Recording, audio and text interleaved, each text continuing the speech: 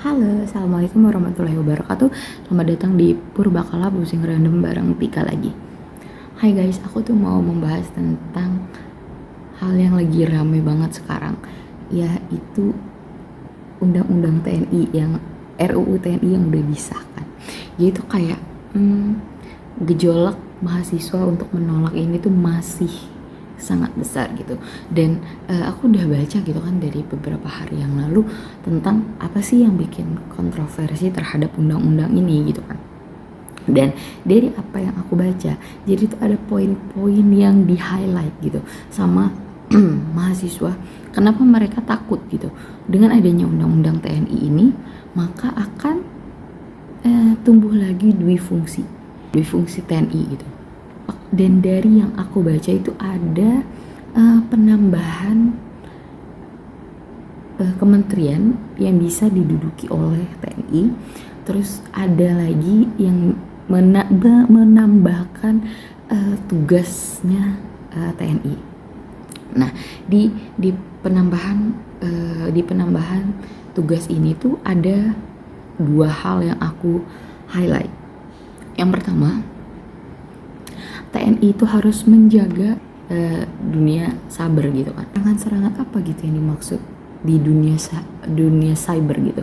Apakah tidak boleh penghinaan ataukah serangan yang membuat presiden dan wakil presiden citranya jadi buruk, atau mungkin serangan-serangan orang yang membuat framing terhadap presiden dan wakil presiden gitu. Maksudnya aku tidak tahu bagaimana TNI ini harus bersikap gitu untuk menjalankan tugasnya yang ini. Kenapa? Aku bingung karena setahu aku kita sudah punya Kominfo, kita udah punya polisi cyber juga kan. Kayak apakah tidak terlalu ramai nih untuk mengerjakan hal ini gitu. Terus apakah dengan adanya undang-undang TNI ini dampaknya gimana nanti ke masyarakat? Tidakkah ini malah membuat masyarakat jadi enggan untuk dengan tidak jelasnya batasan ini, bukankah membuat masyarakat akan jadi takut untuk mengkritik pemerintah? Yang kedua, ini hal yang menurut aku bagus ya, karena TNI harus menjaga keselamatan warga negara baik di dalam maupun di luar.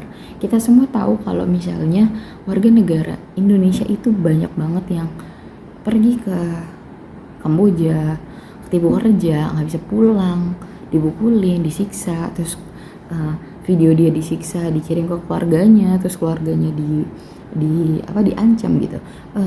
Menurut aku ini adalah langkah yang sangat baik dari pemerintah, karena berarti pemerintah melek nih dengan apa yang terjadi saat ini di tengah masyarakat. Banyak banget masyarakat Indonesia yang ketipu kerja di negara lain gitu, pada akhirnya malah gak bisa pulang, disiksa dan lain-lain. Dan baru-baru ini aku juga sempat nonton menteri mana gitu yang memulangkan rakyat Indonesia yang ketipu tadi di luar negeri itu gitu.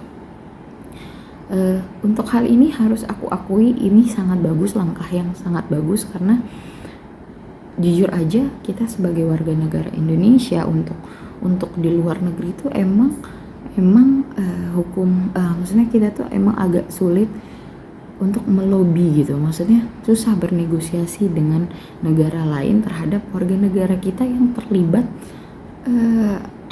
hukum di sana gitu. Dan kayak TKW yang kena masalah hukum di sana tuh agak susah gitu. Indonesia harus benar-benar ngelobi banget untuk bisa mendapatkan minimal hukuman yang gak berat-berat banget gitu. Kalaupun benar bikin kesalahan. Sebenarnya menurut kalian gimana? Apakah ini akan ribet nantinya atau gimana gitu? Kalau menurut aku ya, ini tuh sebenarnya aku tuh nggak ngerti ya penempatan di bidang ini tuh kenapa gitu. Karena kayak apakah memang kementerian ini kekurangan orang yang kompeten di bidangnya sehingga harus memasukkan TNI ke dalamnya gitu. Aku tidak tahu urgensinya apa sehingga harus menambahkan segini banyak kementerian agar TNI bisa terlibat gitu. Apakah peletakan tentara di dalam kementerian-kementerian ini adalah gunanya untuk supaya semuanya tetap stay on track gitu, agar semuanya tetap di jalannya gitu, untuk menjaga segala sesuatunya berjalan sesuai dengan aturan yang ada gitu. Jadi aku bingung tuh apakah penambahan TNI ini akan mengambil kuota warga sipil untuk bekerja gitu, karena kan kita untuk masuk kementerian ini kan harus tes CPNS. Apakah mereka-mereka ini diambil kuotanya sama tentara ataukah diberikan kuota tambahan gitu? Itu aku agak bingung karena warga sipil aja banyak banget yang nggak kerja gitu kan, dan ini malah mereka double job gitu kan, masyarakat sipil. Mungkin ini tuh yang bikin ricuh juga adalah karena peresmian